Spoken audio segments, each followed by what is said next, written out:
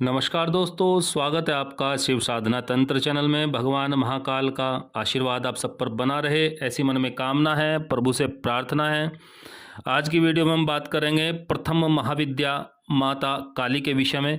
माता काली की साधना जीवन में क्यों आवश्यक है और उनसे जुड़ा हुआ एक विलक्षण और अद्भुत प्रयोग आपको बताया जाएगा, जिसको करके आप अपने जीवन को पहले से अधिक सुखी और समृद्ध बना सकते हैं।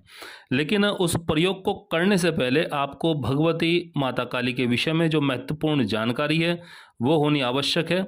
तो उसको सुनकर तभी आप इस प्रयोग को करें तो आपको अधिक लाभ होगा। तो आते हैं मुख्य विषय पर।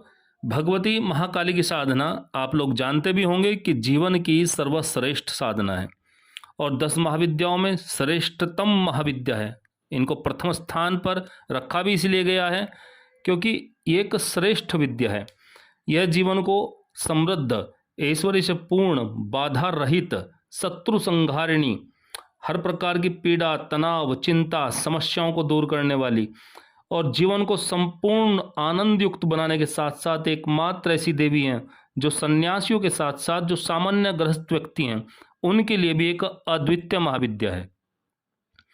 अब कई साधकों को यह भ्रम होता है कि भगवती महाकाली एक तीक्ष्ण देवी है क्योंकि इनका रूप बड़ा ही विकराल है और इनकी साधना में यदि हमसे कोई त्रुटि रह गई या कोई भूल चूक हो गई तो हमको बहुत भयंकर विपरीत परिणाम भोगने को मिलेंगे, जबकि ऐसी कोई बात नहीं है। भगवती माता काली तो अत्यंत सौम्य और सरल महाविद्या है। यह मैं अपने खुद के अनुभव से कह रहा हूँ। जिनका रूप बड़े आपको बहुत विकराल लगता होगा, उन्होंने भले ही गले में मुंडमाला धारण की हुई हो, भगवान शिव के ऊपर पैर रखे खड़ी ऐसी देवी जिनके हाथों में खड्ग और विभिन्न प्रकार के अस्त्र शस्त्र शोभा पाते हैं, परंतु माता के हृदय में तो करुणा, दया, ममता और स्नेह, अपने भक्तों के लिए अत्यधिक ममत्व अर्थात माता का भाव भरा रहता है। ऐसी महाविद्या, ऐसी देवी तो अपने आप में सर्व सौभाग्यदायक कही जाती है, जिनकी उपासना साधना करने का अवसर बड़े ही सौभाग्य से मिलता है। यदि आपके हृदय में ऐसी भावना उठ रही है कि मैं माता काली की साधना करूं, तो ये निश्चित रूप से आपने पूर्व जन्म में कोई पुण्य कर्म किए होंगे जो ऐसी भावना आपके हृदय में आई है। और एक बात और मैं आपको बताऊं, यदि किसी कारणवश माता काली की साधना में कोई न्यूनता रह जाए और यदि किसी दिन मंत्र जाप इत्यादि आपसे न हो सके किसी कारणवश, और आपने देवी को हमेशा अपनी माता के रूप में मानकर उनकी प्रसन्नता और आशीर्वाद प्राप्ति के लिए उनकी साधना की हो, उनकी पूजा की हो, तो आपको कभी भी कोई विपरीत परिणाम अपने जीवन में नहीं मिलेगा। आप लिख लीजिए। परंतु यदि आप किसी सिद्धि के लिए या षटकर्म, मारण, मोहन, उच्चाटन आदि के लिए साधना कर रहे हैं, तो फिर आप कोई भी चूक करेंगे तो आपको उसी अनुपात में भयंकर परिणाम आपको भुगतने के लिए हमेशा तैयार रहना चाहिए। इसीलिए मेरी खुद की भी यही राय होती है हमेशा कि सामान्य गृहस्थ व्यक्ति जो हैं उनको देवी को हमेशा माता के रूप में पूजना चाहिए, उनके मंत्रों का जप करना चाहिए। सैकड़ों साधकों ने, योगियों ने, यतियों ने और स्वयं मैंने भी यह अनुभव किया है, यदि जीवन में महाकाली साधना नहीं होती तो जीवन अपने आप में रसहीन हो जाता है। यदि जीवन में भौतिक सुख जैसे धन, ऐश्वर्य, भोग विलास, सौभाग्य प्राप्त करना है और शत्रु बाधा, कष्ट, पीड़ा व रोग, इन सबसे मुक्ति पानी है, तो आपके लिए, हमारे लिए, सबके लिए एकमात्र उपाय महाकाली साधना ही है। कहा भी गया है कि जो एक बार महाकाली साधना संपन्न कर लेता है उसको अन्य दूसरी साधना करने की आवश्यकता नहीं रह जाती है, क्योंकि यह अपने आप में एक पूर्ण साधना है। कहा भी गया है कि भोगम च मोक्षे च करस्य एव, अर्थात माता काली भोग के साथ साथ साधक को, अपने भक्त को मोक्ष भी प्रदान करने में पूरी तरीके से समर्थ है। अब आते हैं मुख्य विषय पर, आपके प्रयोग के ऊपर कि ऐसा वो कौन सा प्रयोग है जिसको करने से आप अपने जीवन को बाधा मुक्त, सुखी और समृद्ध बना सकते हैं। लेकिन उससे पहले निवेदन है कि आप चैनल को सब्सक्राइब कीजिए। वीडियो आपको अच्छे लगे, कंटेंट आपको अच्छा लगे तो लाइक अवश्य कीजिएगा, जिससे अधिक से अधिक फैले और अधिक से अधिक भक्तों तक कंटेंट प्राप्त हो सके। तो सबसे पहले प्रयोग में आपको क्या करना है कि सबसे पहले आपको सोमवार या शनिवार, ये 2 दिन आपको प्रयोग शुरू करने के लिए, प्रारंभ करने के लिए चाहिए। या तो सोमवार हो या शनिवार हो, शुक्ल पक्ष या कृष्ण पक्ष का कोई बंधन नहीं है, रात्रि का प्रयोग रहेगा। लेकिन उससे पहले दिन में आपको क्या करना है, तो सोमवार या शनिवार को आपको भगवती महाकाली के किसी प्राचीन मंदिर में आपको जाना है। प्राचीन से मतलब है जहाँ कम से कम 50 वर्ष से उनके विग्रह की पूजा हो रही हो मंदिर के अंदर।